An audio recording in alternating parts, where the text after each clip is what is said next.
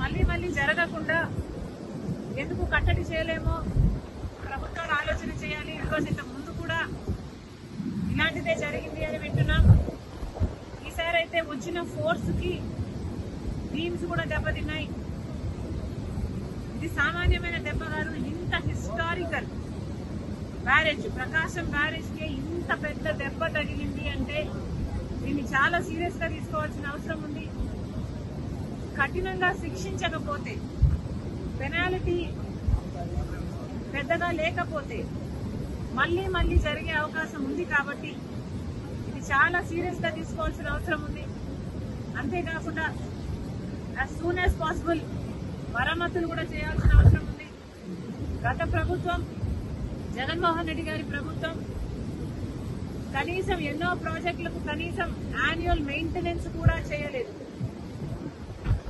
రాజశేఖర రెడ్డి గారు కట్టిన ప్రాజెక్టులకు కూడా కనీసం యాన్యువల్ మెయింటెనెన్స్ కూడా చేయకపోతే చాలా చోట్ల చూసాం మనం. గేట్లు కూడా ఊడి నదులలో తేలడం చూసాం.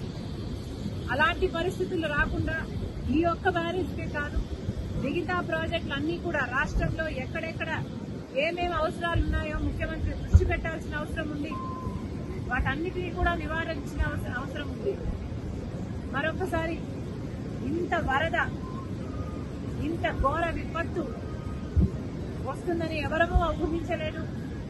కానీ రెయినీ సీజన్ అంటేనే రెయిన్స్ వచ్చే సీజన్ కాబట్టి వీలైనంత వరకు ప్రికాషనరీగా ముందుకు ముందే ప్రభుత్వాలు, అధికారులు ఆలోచన చేసి డ్యామేజ్ కంట్రోల్ మోడ్లోనే రెయినీ సీజన్ మొదలు నుంచి ఉండాలని కాంగ్రెస్ పార్టీ కోరుతుంది.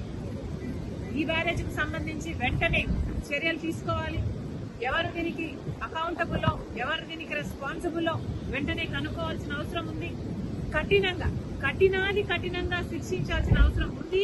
ఎందుకంటే ఇది మళ్ళీ రిపీట్ కాకూడదు కాబట్టి.